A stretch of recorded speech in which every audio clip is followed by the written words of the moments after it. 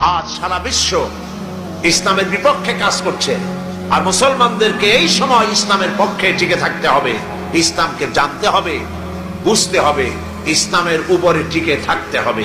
তাহলেই আমাদের বিজয় অতি সন্নিকট।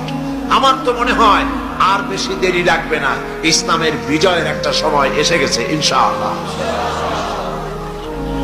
মায়ের যখন প্রসব যন্ত্রণা শুরু হয় তখন বোঝা যায় বাচ্চা হইতে আর সময় লাগবে না, ঠিক কিনা? ঠিক কিনা? আজ পৃথিবীর প্রসব যন্ত্রণা শুরু হয়েছে, তাম পৃথিবীর চতুর্দিকে মুসলমানদের উপরে জুলুম অত্যাচার শুরু হয়েছে।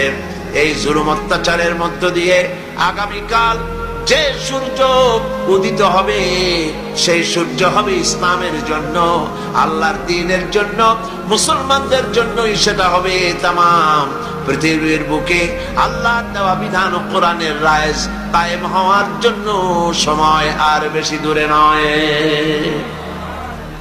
এজন্য মুসলমানদেরকে ঐক্যবদ্ধ হয়ে নবীর পথ ধরতে হবে, নবীর রাস্তা ধরতে হবে।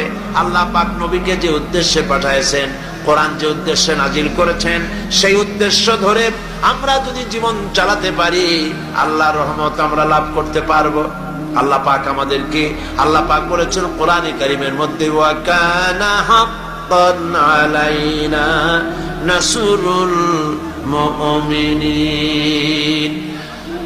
আল্লাহ রাব্বুল আলামিন বলেন মুমিনদেরকে সাহায্য করা আমি আল্লাহর জন্য ওয়াজিব। সুবহানাল্লাহ বলেন, মুমিনদেরকে সাহায্য করা আমি আল্লাহর জন্য ওয়াজিব।